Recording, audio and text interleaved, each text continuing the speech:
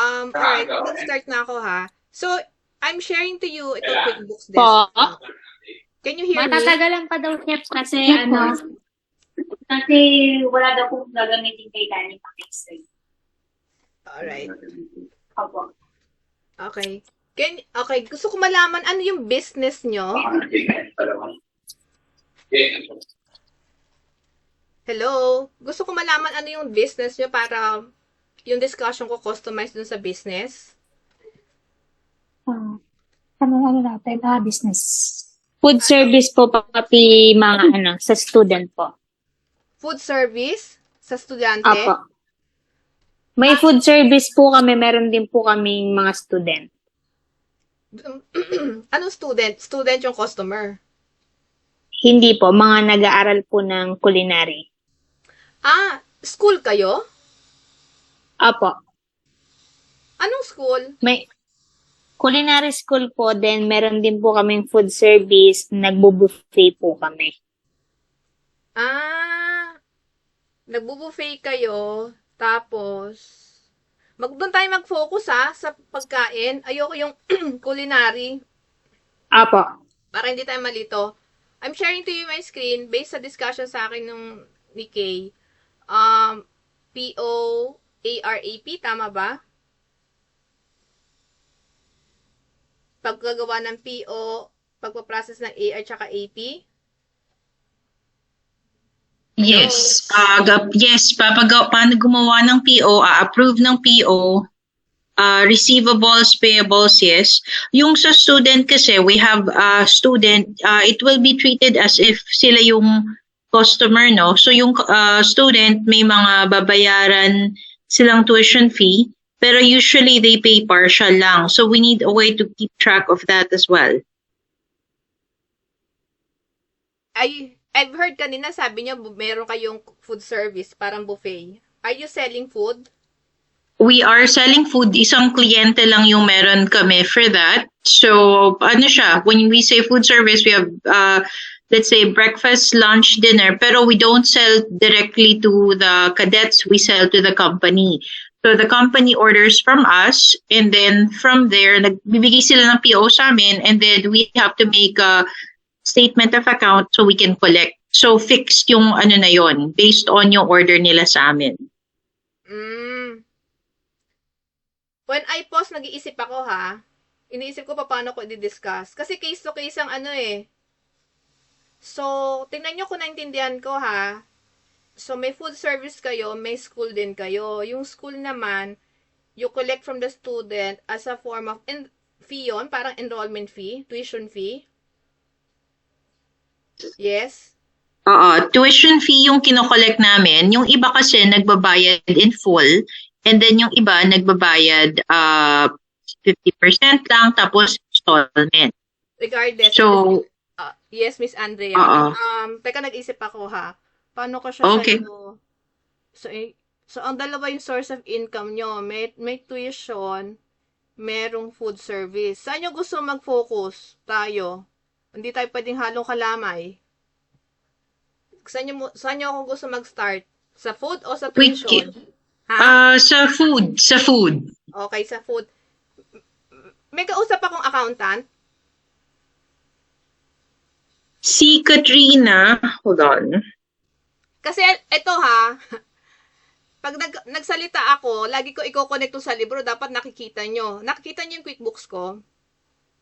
Oo. Yes. Right. Sheila, can you make sure Katrina is logged in?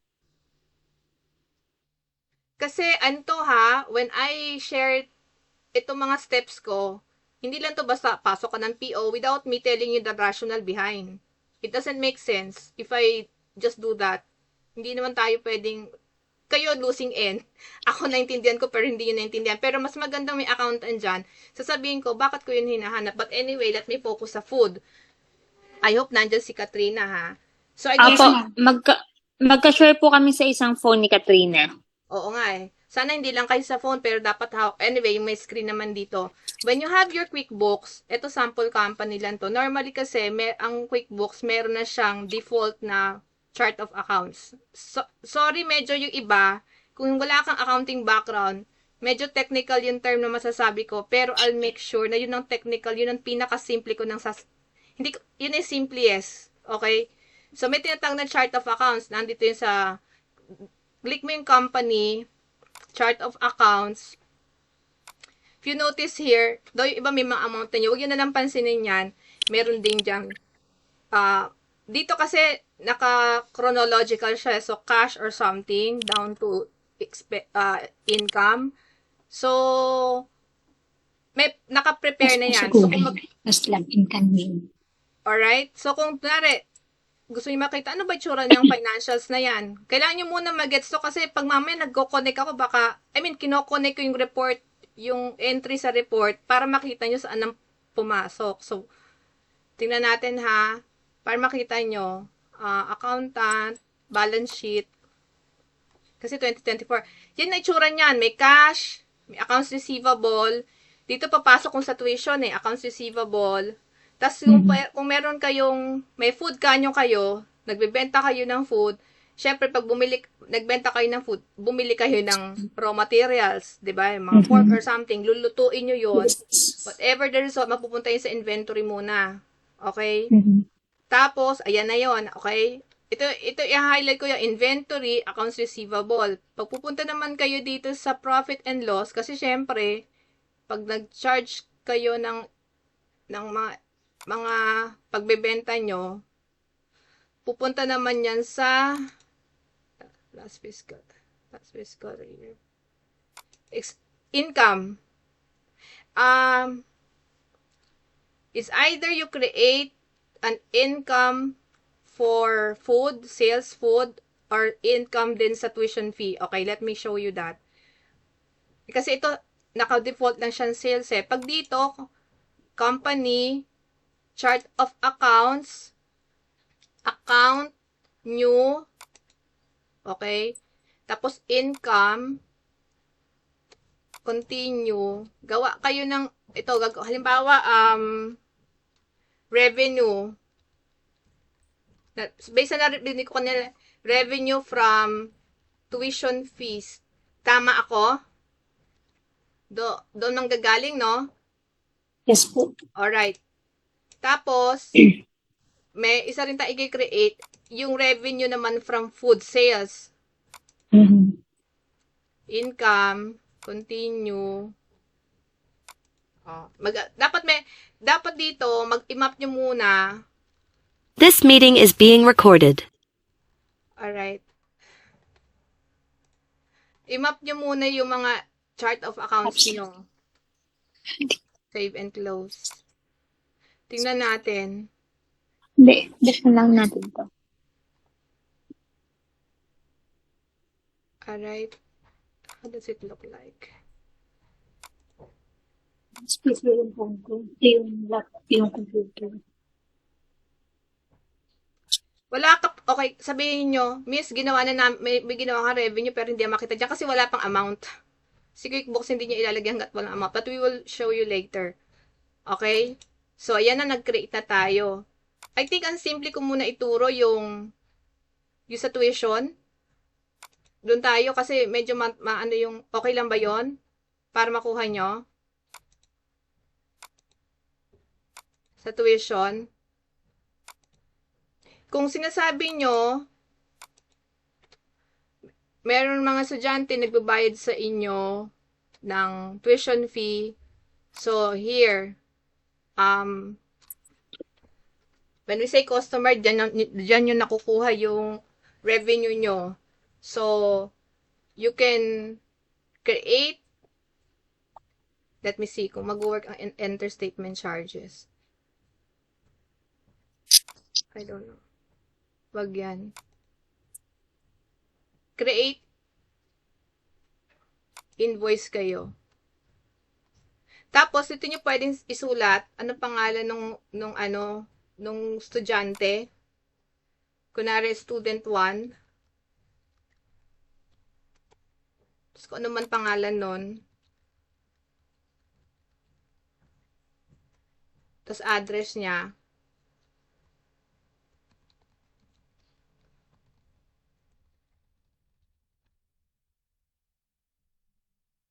May mga phone number later nyo na lang i-fill out. Tapos dito nyo siya pwedeng ilagay yung magkano man yung halimbawa nagbayad siya for this January. Ito invoice na to kasi pwede nyo naman ito i-override. Halimbawa, yung tuition na i-charge mo kay student 1, halimbawa lang to 10,000.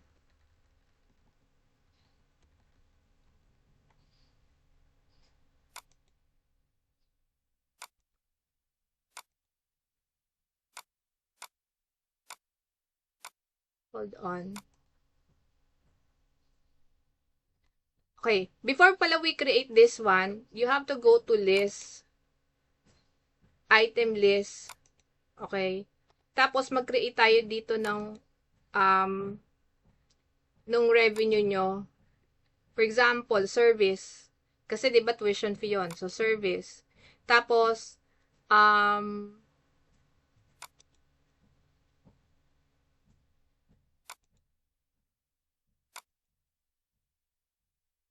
item name or item number, pwede siya malagay na revenue or tuition fee. Kasi, okay. Tapos dito, ilagay nyo saan account siya papasok. So, di ba revenue from tuition fees? So, i-click nyo okay. May tuition fee na kayo dyan. Kaya makaka-create na kayo nung invoice. Ito yung ginagawa natin kanina. Alright? So, dito, tuition fee. Tapos, sabihin natin na for school year 2024 to 2025. Or for school year, whatever ha. Kung first sem, hindi ko kasi alam eh. Tapos, pwede nyo ilagay rito yung halimbawa, 10,000 siya. Madi-default na siya dito. And then, ito ano lang to, sineset up natin yung receivable ng estudyante. Alright? So, tuition fee from student 1, save and close. Okay? Tandaan nyo yung 10,000. Kung titingnan nyo rito siya sa balance sheet, pumasok ba yon? Remember, January natin siya pinost. Oo, ayan siya, para hindi kayo maano, kasi nakalagay siya sa December to eh. Lagay ko lang January. Para refresh. Ayan yung, wag kayo, kasi meron tong unang entradang 3,000, pero pag i-click mo to, andito yung yung 10,000. Or, pwede nyo ilagay yung ganyan. January 1, 2024 to January 31, 2024, refresh. Ayan yung 10,000, no? Alright? Gets nyo? Tapos, isa pa. Gawa tayo. Create another invoice. Add customer. Student 2 naman.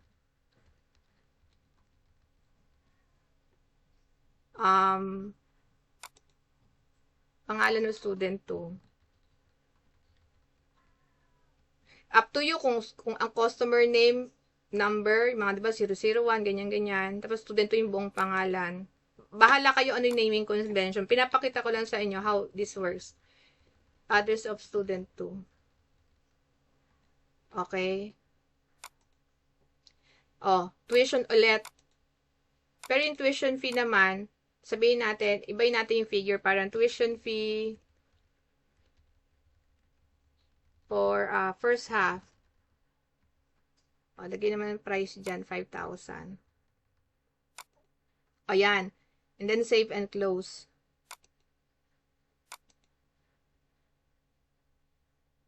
Actually, ito, kung nakalink kayo sa printer, pwede nyo i-print yan. Ito yung preview nyan. Yan ang itsura nyan.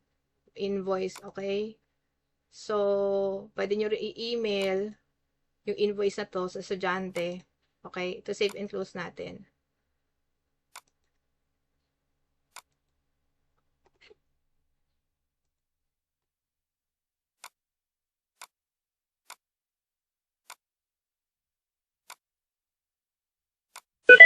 Okay.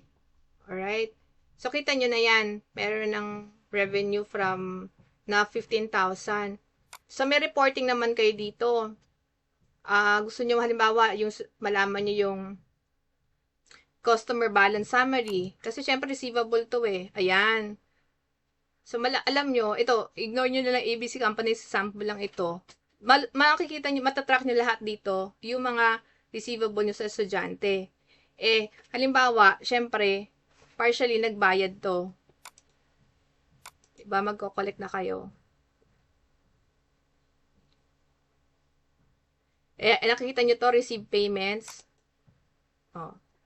So, receive from, halimbawa, student 1, ang binayad niya is, ang payment na binayad niya lang, yung sinasabi na rin ko kanila, iba partial, ganyan. Sabihin na, 2,000, binayad niya.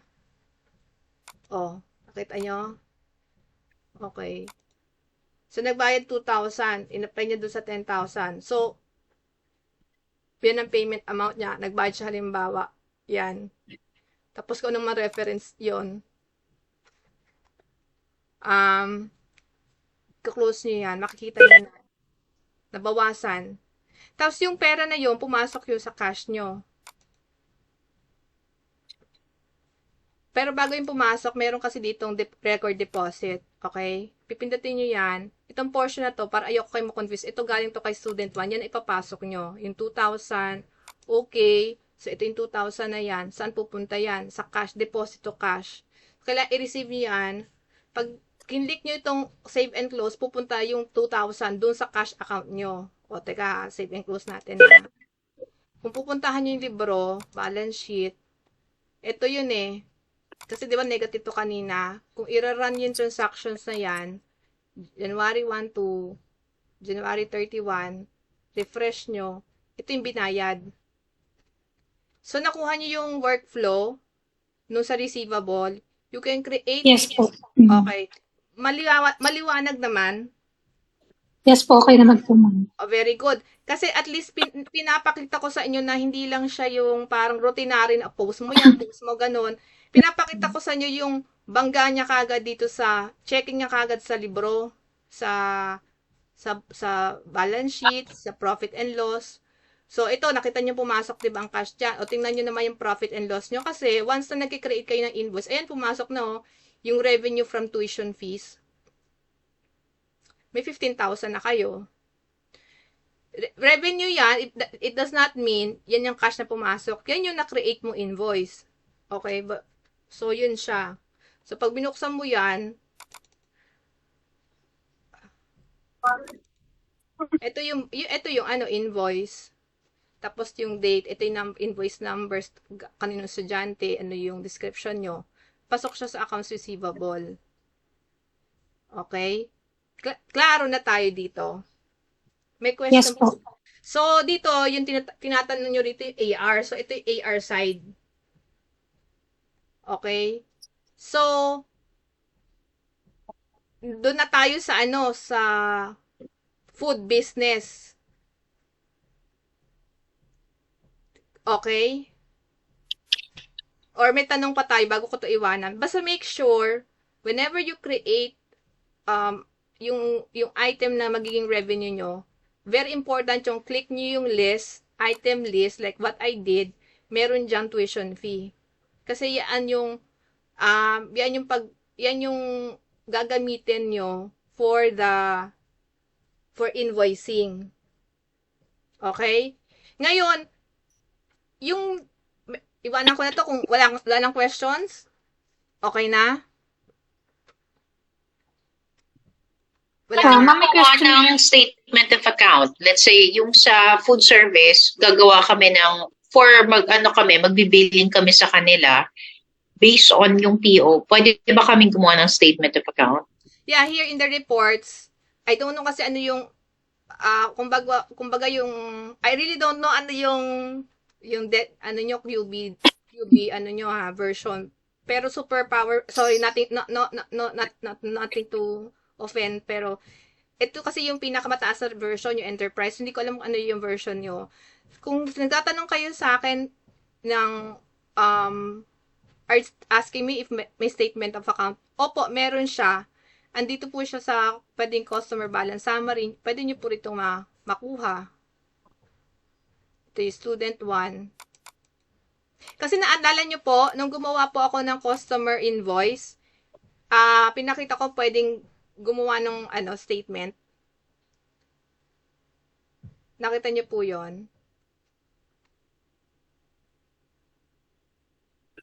Yung kanina is invoice, di ba? Pwede bang i-reword yon para gawing statement of account?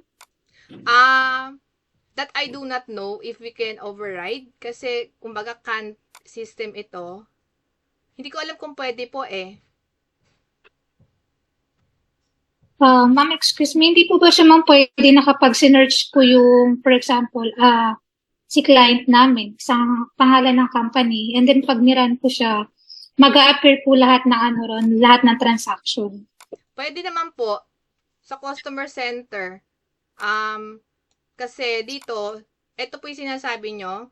Kunwari, student 1, alala nyo po si student 1, meron siyang 10,000, tapos meron po siyang, bayad na po siya. So, pwedeng, tingnan natin ha, kung makagawa ko ng quick report. For student 1, ito po siya. So, ito, kaya po siya sa customer center.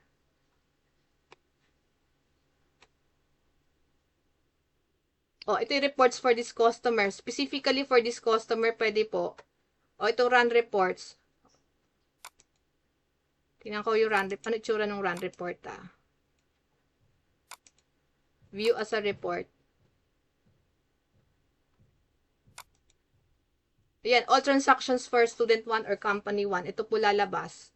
Kita nyo po? Yung siya ma'am, yung talagang naka-arrange po na SOA, may SOA number. Ito na yung, kunwari SOA number, ito yung number 2. This is SOA. You can override. Halimbawa dito, di ba? Ginawa natin yung customer create invoice ulit tayo. Here, kasi ano yan eh, pwede mo invoice number o kaya SOA number. Kasi whatever you write here, yun naman popopulate. Kunwari, SOA 1. Tapos, create tayo ulit ng student 3.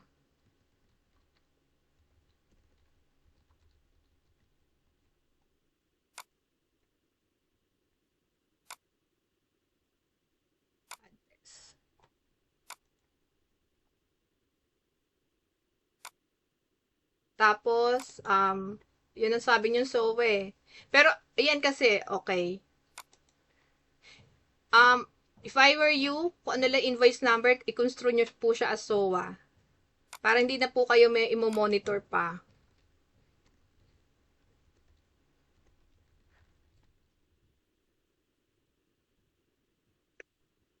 Dito halimbawa, naman to, 25,000.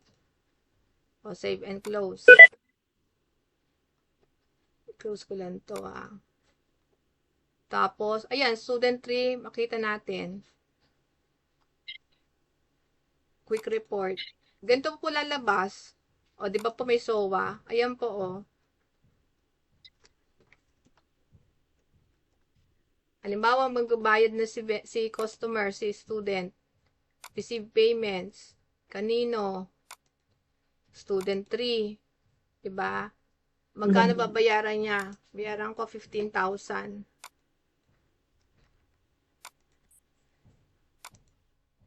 Alright? So, ayan, kunwari 15,000. Okay? Ayun. Payment. Ito yung amount.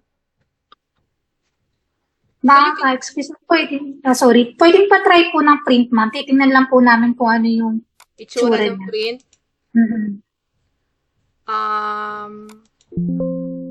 Hindi kasi ako nakalink sa printer eh.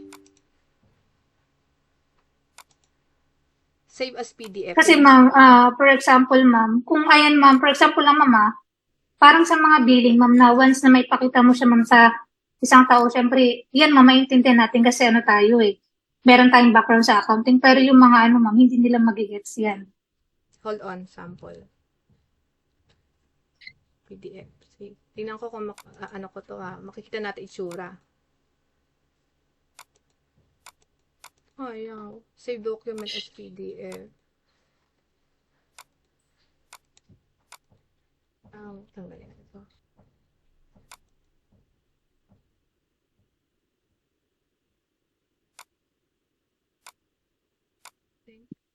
Um, stop.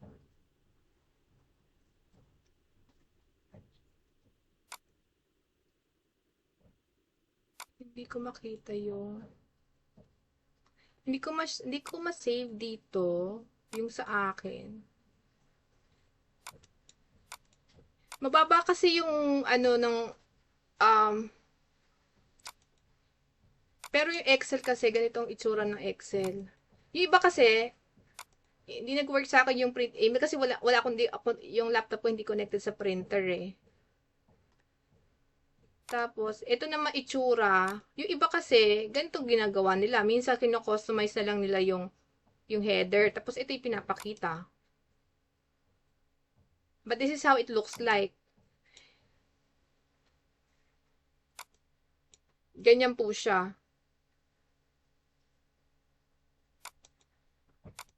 Tingnan ko rito sa report customer. Customer balance.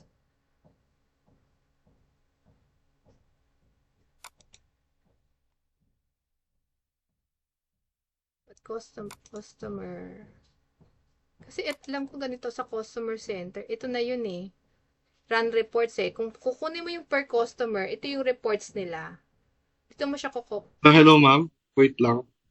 Sige, go ahead. May, yung sa ano, yung may print preview yun. May option dun yata. Ito? Wala ako eh. Okay. Wala kang print preview. Wala. Wala. Ang print preview, Sige, alam sige. ko where you're coming from. Dito siya sa customer. When I create an invoice, meron yun, Ayan na dito, yan. Oo, yung preview, yung sinasabi mo. Pero what do they need is, yung parang summary. Sa reports. Oo, sa reports. Kaya ang sabi ko naman, Teka lang, ma'am. Punta ka doon sa may reports. sa reports, okay? Anong report yun? Customer.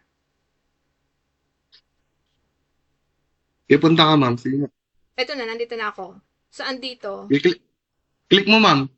Yung aging detail. Baka summary. Hindi eh. They only need a specific customer. Tama po. Sa mga ano. But this one, Detail. Ibibil lang. individual. For Tama. example, yes. Individual ang kailangan nila, Kay. Yes So, po. oo. Kaya kung individual yan. Advanced oo, yan. reporting yun. Yes, oo. Hindi, even yung QuickBooks Online, walang ganyan. Desktop to, pero ang QuickBooks Online, walang ganon. Na parang, individual, wala. You have to create. Either you extract this from Excel, and then, doon nyo siya katulad ng ginawa, i-refine nyo siya dito. Kasi at the end of the day naman, malalaman nyo ano ba yung SOA, kailan nagbayad, yun lang naman ang gusto yung malaman yan eh. Ano ba yung detalyeng gusto nun? 'Di ba? Yung mga ganong reports lang or yung mga ganong information na pwede nyo makita sa customer center lang po yun. Unless mag-advanced reporting kayo. Kasi ang advanced reporting is may customized report ka na for particular customer lang and as well particular transaction date or whatsoever. As long as naka-advanced reporting ka, pwede mong gawin lahat ng gusto mong report without having any issue or like limitation. Yun yung pangalan nito, advantage ni Enterprise. Pero if mga normal reports lang like that, okay kay Premier. Kasi naka-Premier po sila mo. Okay. Yung, even ako, nakikita ko rin QuickBooks Online, walang mga ganong report na parang i-run mo siya na parang isa-isa. Dito ko siya nakita sa desktop, na pwede dito sa sa customer center. Kasi sa customer center, lahat ng mga transactions nyo, nakasummarize dito. Kaya ito nga yung sinasabi ng run reports. Invoice, payment. Nandito siya, report for this customer. Ito yung pwede nating ito yung view as a report. Ito yung itsura niya. May SOA, may payment. Doon yung siya talaga kukunin. Same thought process pagdating sa vendor para pag makita nyo.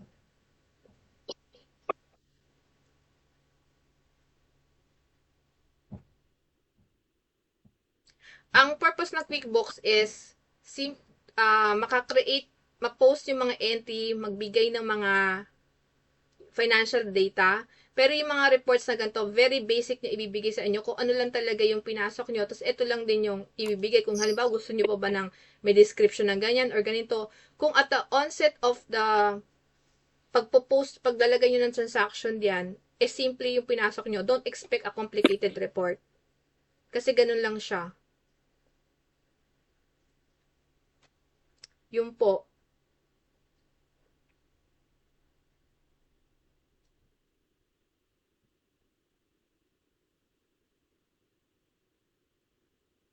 May question pa po? Okay na po sa AR. Okay.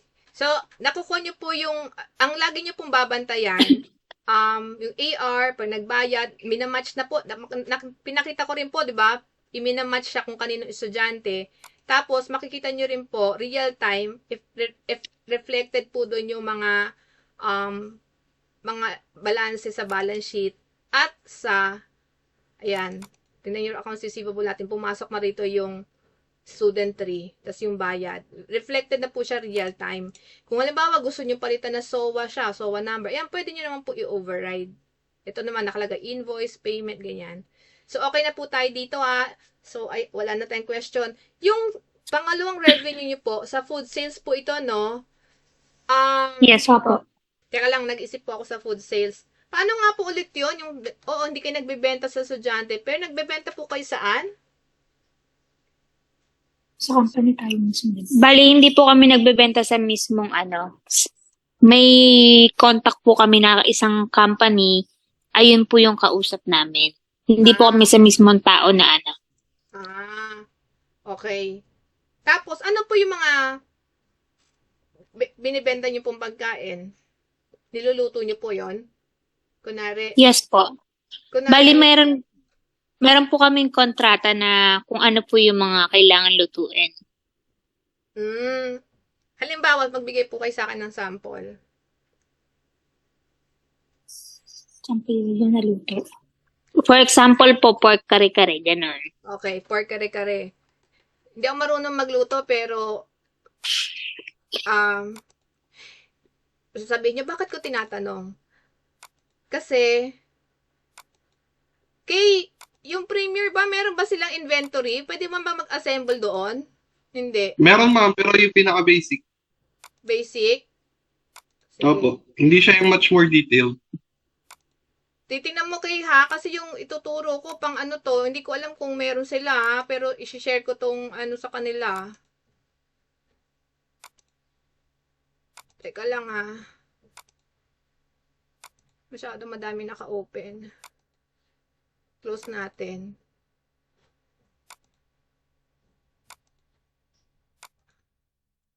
Actually, hold on.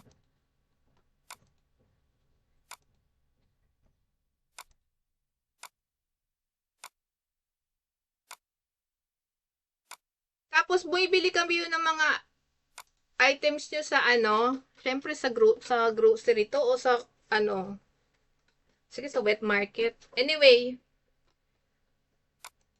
paano ba lutuin yung pork kare-kare?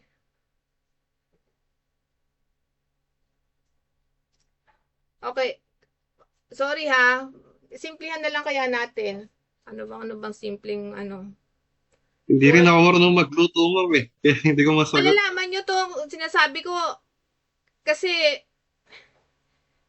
teka lang ha. Kunwari pork barbecue na lang, pork at saka ketchup ha. Ganun na lang ang gawin natin. Okay, para ipakita ko lang ito. Item list. Maglalagay kayo rito ng pork. Inventory part. Pork. Tapos, unit of measure. Add.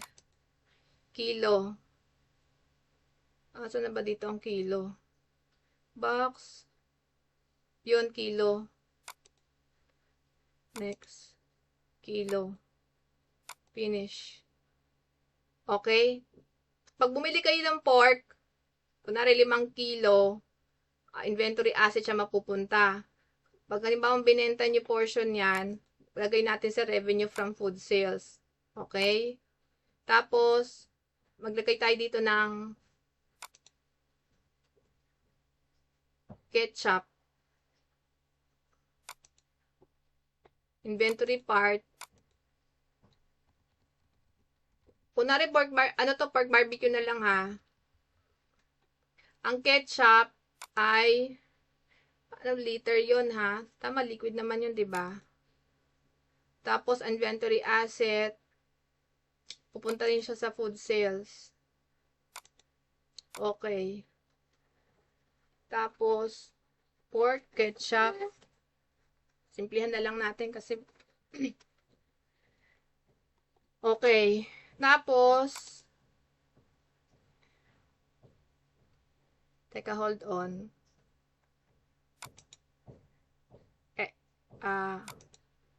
Edit ko muna to. Yung ketchup, ilagay natin siya sa milliliter. Huwag pala liter, malaki yun eh. Milliliter. Wait, milliliter. Volume. Next.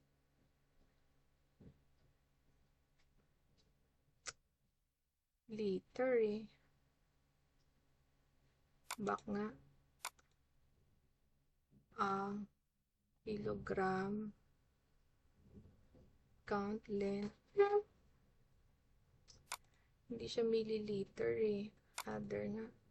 Next.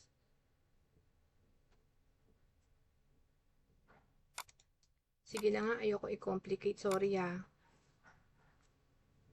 Okay. Alright. Okay. Pork at ketchup. Tapos, gagawa tayo ng barbecue. New. Dito naman, inventory assembly. Barbecue.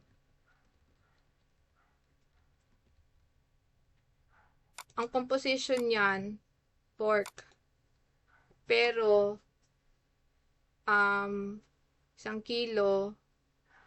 Tapos, ang 1 kilong pork, merong katumbas na 1 litrong ketchup. Ganyan, pag barbecue. Ang unit of measure natin would be kilo din. Kilogram. Okay. You must, okay. This is sabi ko, anong income? Revenue from food sales. Okay. Sabihin nyo. Magbibenta kayo, no? Oh, doon pala tayo sa PO. Okay? Magpi-PO tayo. Ang bibili natin kasi, ipi-PO natin ang pork, ang ketchup, kasi gagawa tayo ng barbecue. Okay? So, vendor, create purchase order. Ayan na. Okay? Ngayon,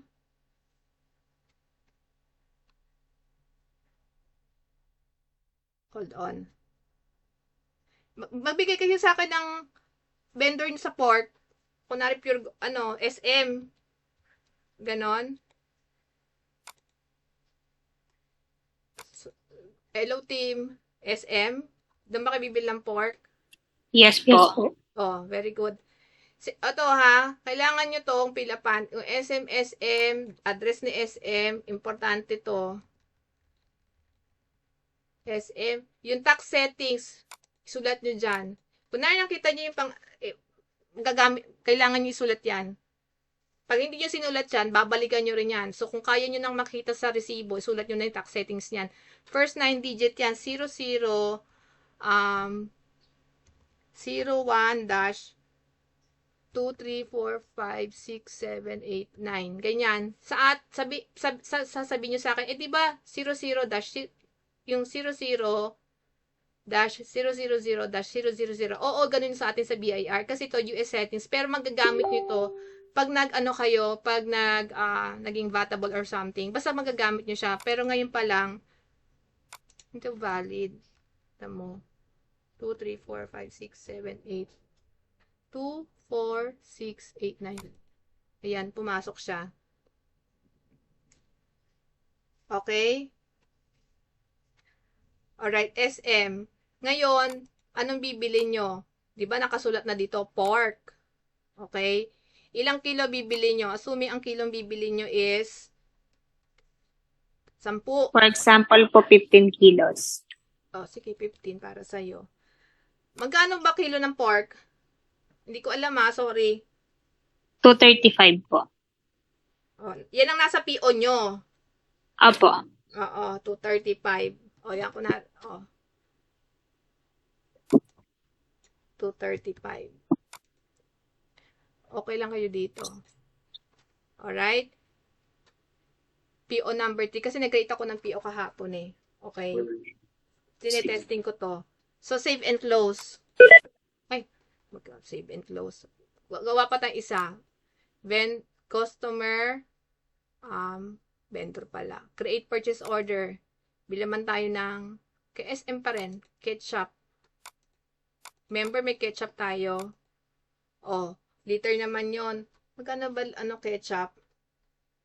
Ilang kunwari, bibili kayo, di ba 15 kilos ang binili natin? Bumili tayo 10 litro na ketchup. Kunwari, 100. Hindi ko alam ha.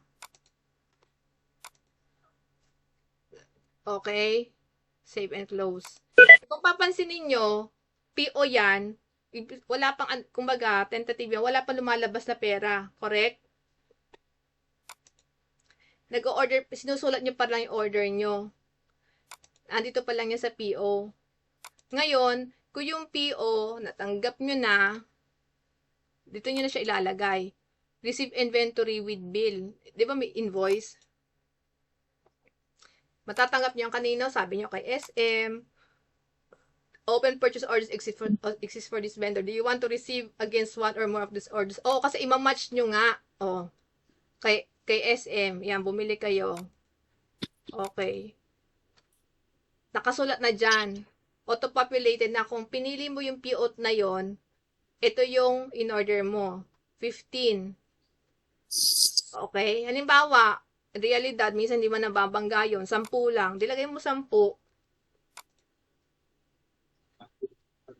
Gets? Yes po. Oo. Tapos, kung anong reference number niya, kung anong invoice number niya, susulat nyo yan. Importante. Pag naglilibro kayo. Okay? So, ayan na siya. 2,350. I-save and close natin. Papakita ko. You must assign. Okay. Sabi rito, saan pala ko ilalagay na site yan? Halimbawa, inventory site A. Kung ano bang room yan? Room. Kayo kung sa inyo merong ref A, ref B, hindi ko alam. Lagay natin siya sa ref A. Kasi pork yan eh. Pwedeng ref A. Okay? Save and close. Magkano to? 2,350. Tandaan natin na. Save and close. Kung na-bill na yan, makikita nyo siya dito sa balance sheet nyo na mayroon kayong payable. Ito kasi meron tayong mga laman pa to eh.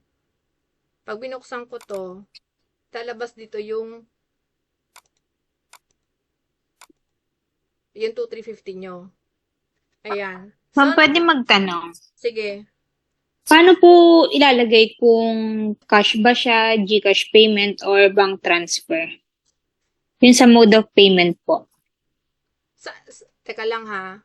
Nung nagbayad kayo, nandun pa lang tayo sa PO eh. Mamaya natin yung babayaran. Doon yun sa ano. Oo. Doon mo na sa PO. Baka i-part mo na partition natin sa PO pa lang tayo. Wala pa, binil pa lang. Kunwari binil. Mamaya natin babayaran to. Kasi nandun pa lang tayo sa, kasi I agree with you. Binayaran nyo na siya doon sa binayaran nyo siya doon sa SM. Sige. Pinakita ko lang siya sa payable. Kung sinasabi mo, paano po namin babayaran? Dito yan sa vendor. Enter, pay bills. Hanapin mo CSM. Yan, 2,350. Yan. Tapos, ano yung method of payment nyo?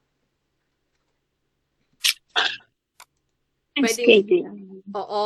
Pwedeng schedule. Pwedeng yan. Teka, hold on. Mostly cash tayo, di ba? Cash or GCash. Bank transfer, ganun. Sige. Nilagay ko lang muna to ng check. Pero dito, may drop down dyan. Mababago nyo yan. Based yan sa chart of accounts nyo. Okay? Pansinin nyo, pangalan nito, si QuickBooks, alam niyo babayaran na yung 2,350. Minus na niya. Pag na-minus na yung 2,350, ang balance ng cash mo negative. Sinasabi niya na sa'yo yan. Ito yung sinasabi ko eh. Yung cash, ito yung pwede nyo itong dagdagan. Halimbawa, sinasabi nyo na, ito yung, alala nyo yung, yung pangalan nito, yung chart of account. Kung sinasabi nyo via GCash, lagyan yung GCash siya dyan. O, diba? Sa GCash siya. So, pag meron kayong ganyan, be sure na, tingnan natin sa report sa balance sheet. Hindi pa kasi lalabas ang GCash yan dahil walang laman eh. Lalagyan nyo ng laman yung GCash. Halimbawa, mag-create kayo rito ng journal entries. Lalagyan nyo yung halimbawa ng entrada nyo yung, naglagay tayo ng GCash, di ba? O, tapos, saan galing yon? Doon sa cash nyo, halimbawa, 500. 500. Yung maglalagay yan. To put initial amount. Ganyan. Para makita nyo yung laman yung GCash nyo. Save and close. O, yan yung GCash nyo. Okay? Balik tayo dun sa bills. Pay bills. Sabi mo, babayaran nyo ito, bill na yan.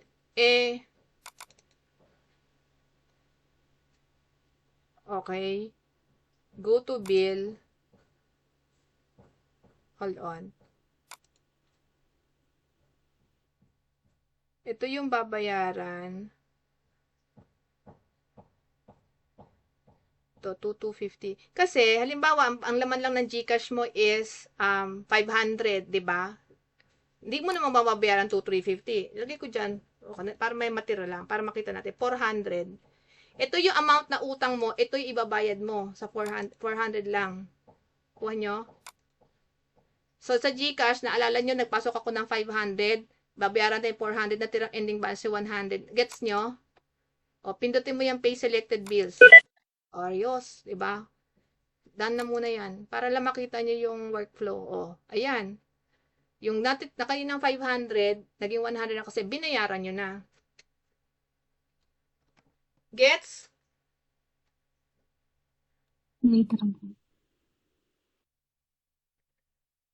Ma'am, kapag ano po, ma'am, for example lang, ma'am, sa mga payable. Hindi pa ako natatapos ha. Marami kayong tinatanong pero meron akong gusto importante i-discuss sa inyo. Dahil nagbo-buffet kayo. Gusto nyo ba ituloy ko yon? Ito, iwanan ko muna to. Mabilis lang to. Mahirap yung isang yon. Sige, ma'am, tuloy lang po. Oh. Ano ba sasabihin ko? Nakabili na ba tayo ng ketchup? Nakabili na, no? Apo. Tingnan na. Makikita ko sa vendor eh. Vendor center. Yung 10 kilos. Okay, nakabili na tayo. Now, teka lang. Nakabili na tayong ketchup. Okay.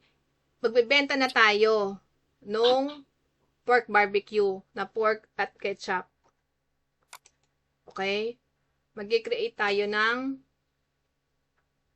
hold on. Sa list, tingnan natin ano itsura nito. Sa barbecue,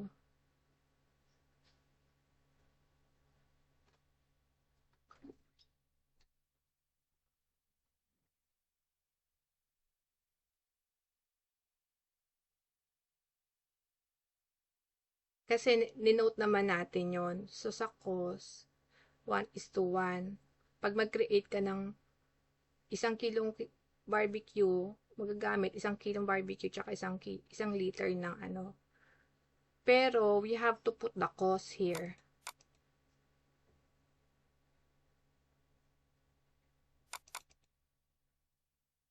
Yung cost nung pork, remember, magkano? 235? Tama ba ko? Yes po. Oh, okay, lagyan natin ng cost yan. Hindi pwedeng walang cost yan. Yung ketchup, 100. 100 kasi 100 per 1 liter. Okay. Lalagyan, nag-create tayo ng cost ng barbecue yung 1 kilo. So, ang 1 kilong cost ng barbecue is 335. Importante to kasi para makita nyo yung benta nyo, tsaka yung kita nyo. So, use global preference. Ang sagot nyo rin, use bill of materials cost. Ito yon BOM. Kung ano nakalagay yan, yan ang kunin niya, na COGS dyan. Okay? Ito hindi ko to pinapalitan kasi minsan nagbabago naman yung price. Tapos nakamap siya sa revenue. Okay?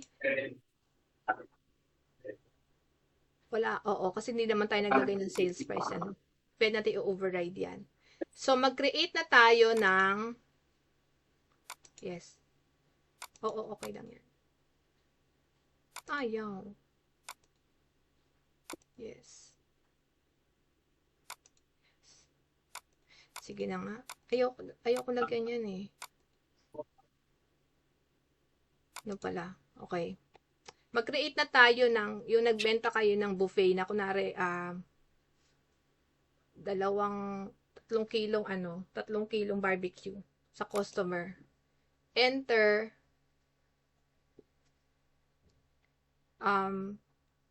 dahil sales yan, yan.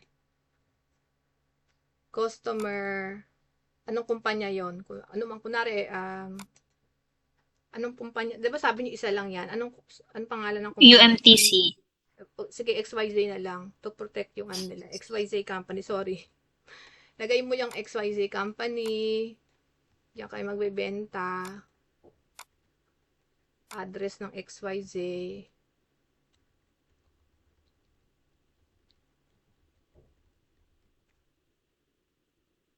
Okay. Tapos, nagbenta kayo ngayon. Yung sale number, pwedeng babago yan kasi ginagawa kong training, itong na to, QBO na to. So, 3. So, dito, yung barbecue. Okay. Ganito pala yan. You have to create pala. Di ba, halimbawa, ibibenta nyo, 3 kilong barbecue. So, dito, magbibuild muna kayo ng assembly. Mag-create tayo ng barbecue. Na sinabi natin, bumili 3 kilo di ba? Nakabil tayo ng 10. Bakit walang quantity on hand to?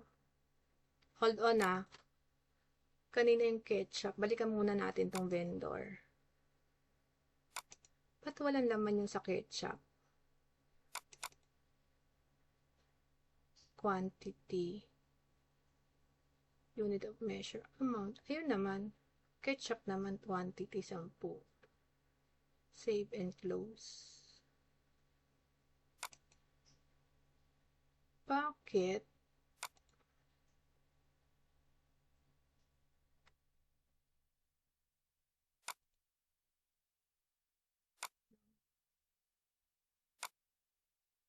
Close ko muna. Baka hindi lang nag-refresh.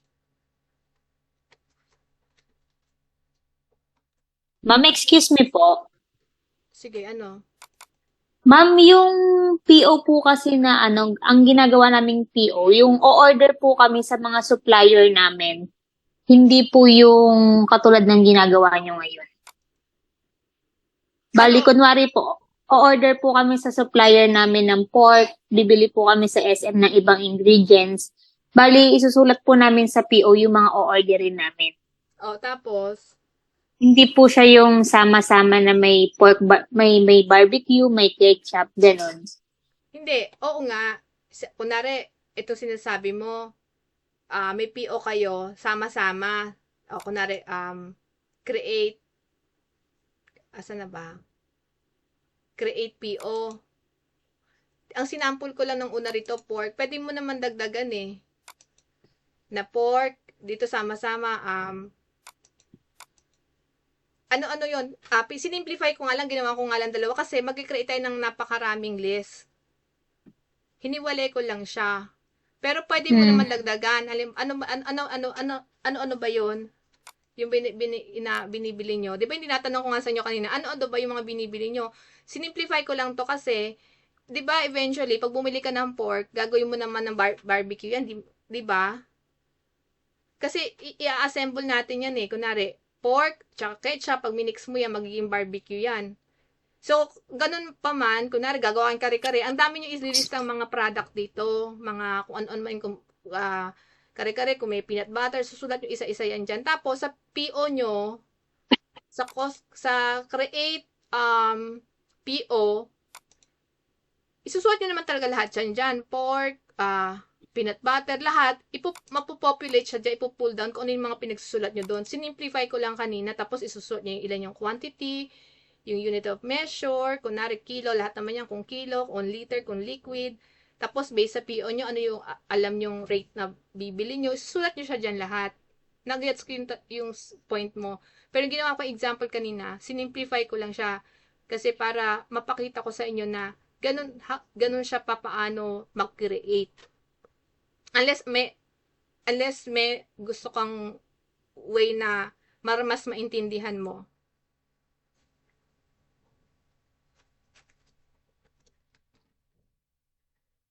Tama ba? Or hindi ganun yung setup? Hindi. Okay din naman po yung ginagawa niyo, ma'am. Bali, yung sa vendors po, bali para kunwari SM, tas yung mga other supplier namin. Yes, kunwari Ikik, pure gold o kunwari wet market, ilalagay nyo sa ad nyo. Ilalagay nyo yan oo. doon. Oo. Then, doon namin isusulat sa item, lahat ng bibili namin kay Pure Gold, lahat ng bibili namin kay Yes. SM. Oo, kunwari paper plate, whatever. Basta kung yun ay gusto nyong i-account, ha? Oo.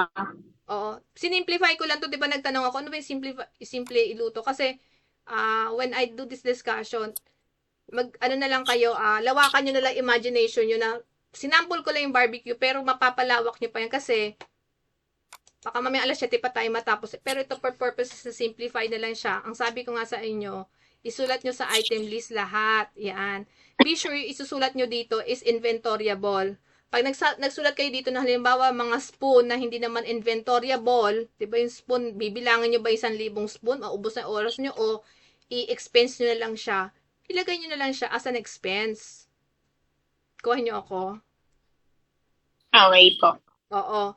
Sa recording, pwedeng inventory, tapos yung mga spoon and fork and plate na nawawala naman at ayaw mo naman bilangin yon, hindi siya inventory, but part siya ng outright expense na siya. Okay? So, nasa na ba ako? Nagtataka lang ako, bakit walang pumasok sa ketchup? Teka ha, hold on. Kasi dapat meron, hindi tayo makaka-create eh. Sa vendor center, SM, number 4 yun eh. Tama naman to yung quantity niya, 10. Sige nga, gawin ko nga itong ano. Ay, I see it. Kaya pala wala, hindi pa pala natin nabibil na ano to. Hindi pa pala natin, PO pa lang pala to, hindi pa tayo nakakatanggap pa. Oh, receive inventory with bill. Oh, nakatanggap tayo kay SM. Yes. 4. Okay. Tatandaan nyo kung may PO kayo, hindi pa papasok sa inventory nyo hanggat di na nabibil. Okay, 4. Okay, ang PO may na-match dun sa bill ng natatanggap nyo from the vendor. So, ano yan? Lalabas dyan eh.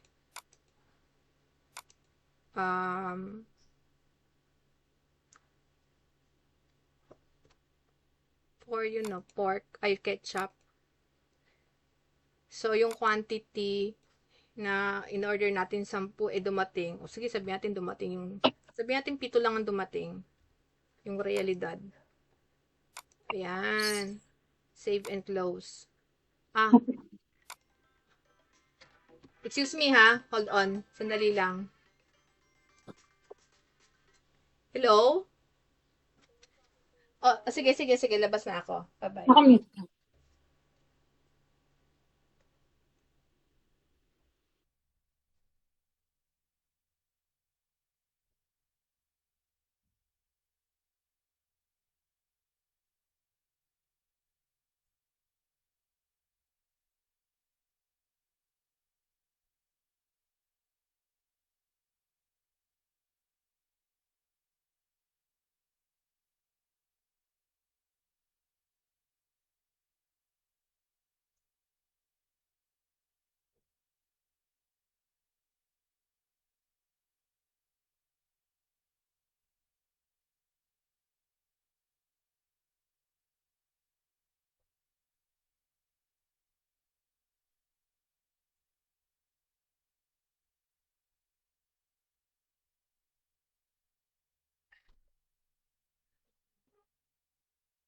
Okay, I'm back.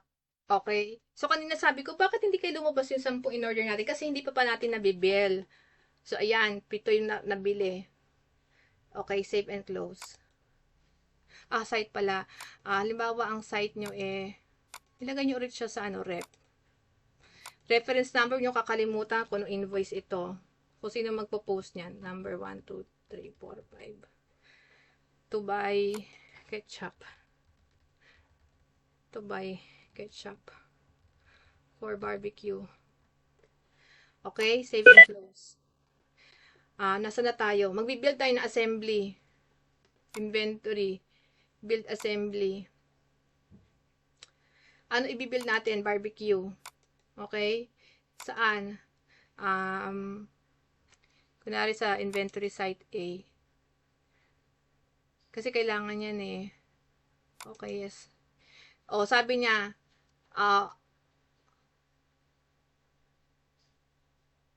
quantity on hand.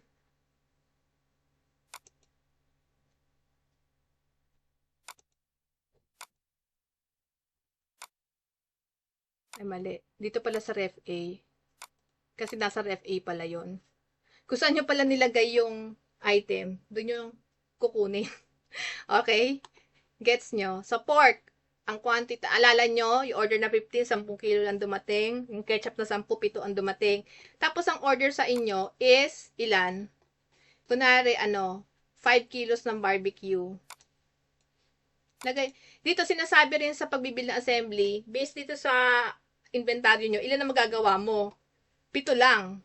Sabihin mo sa akin, miss, 10 kilo yung pork, 7 kilo yung ketchup. Di ba ang nilagay natin sa inventaryo, 1:1, 1 kilong pork, 1 kilong ketchup, para makakreate ka na 1 kilong barbecue. Kaya rito, ito raw makikreate mong 7 kilong barbecue. Ang order sa'yo, 5 kilo. So, ilalagay mo lang dito 5. Okay, clear ba? I hope nagigets nyo. Balikan nyo ng recording. So, 5.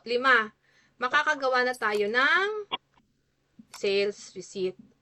Barbecue, ilan ang bibilin? 5. Okay, galing saan? Yung sa ref A.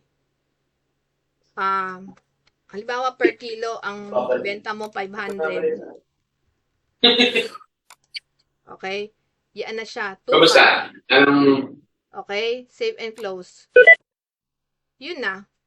Tingnan nyo yung inyong profit and loss.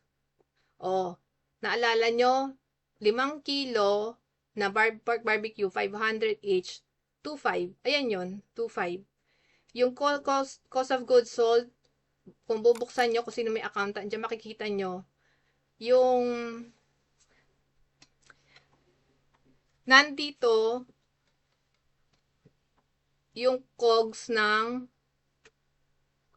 1,675. Naalala nyo, yung 1,675 na to, ang cost nun is 325 lang. Tama ba? Calculator.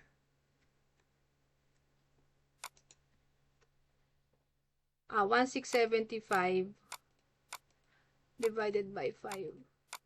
335. Kasi 235 yung 1 kilo ng pork, 100 yung ketchup, so 335.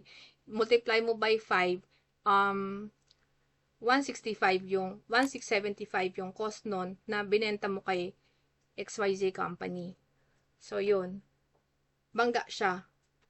Ganun yung analysis. Pag nag-a-analyze kayo ng libro. So nakagawa na tayo PO, nakagawa na tayo ng AR, nakagawa na tayo ng AP, paano bayaran, nagawa na natin. So, okay na. May questions pa? Ganito mag-run ng report, profit and loss. So, pwedeng total. Kasi ano tayo yung last year na sample ko, last fiscal year, kung month, yan. Nag-start ako na October, meron akong chinek. Nag-entry ako dyan. Yan. O kaya, balance sheet, last fiscal year.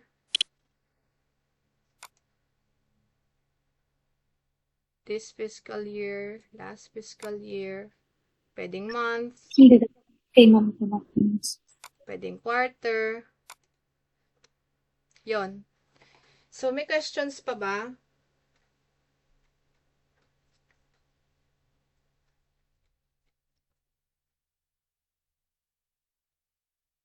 Or na-overwhelm kayo? Sinimplihan ko lang ha. I mean, sa totoo lang, hindi nyo makikita yan sa YouTube na ganito. Mahirap hanapin. At least binigyan ko kayo ng idea. Pagdating sa paggawa ng profit and loss, iwalay ang revenue nyo for this fiscal year. Iwalay ang revenue nyo for food sales, iba from tuition fees. So, this is more on, i-customize nyo ang chart of accounts nyo.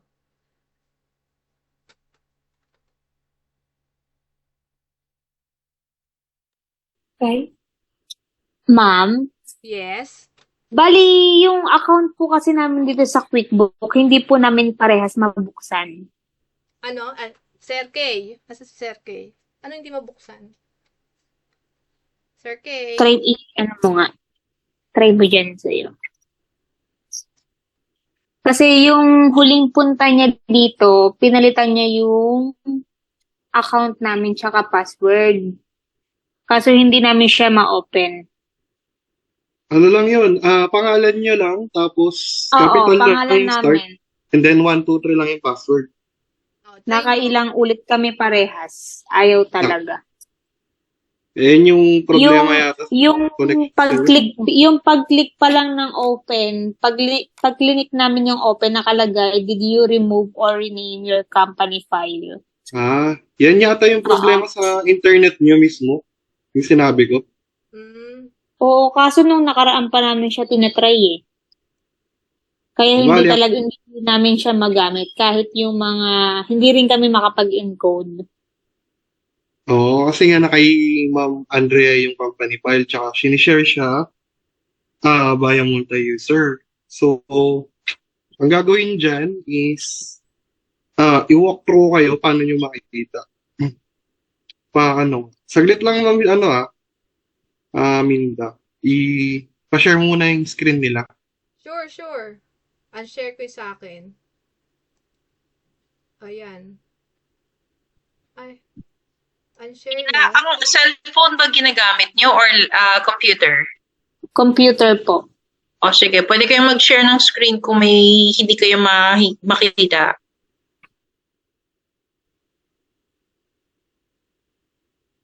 Yeah, share your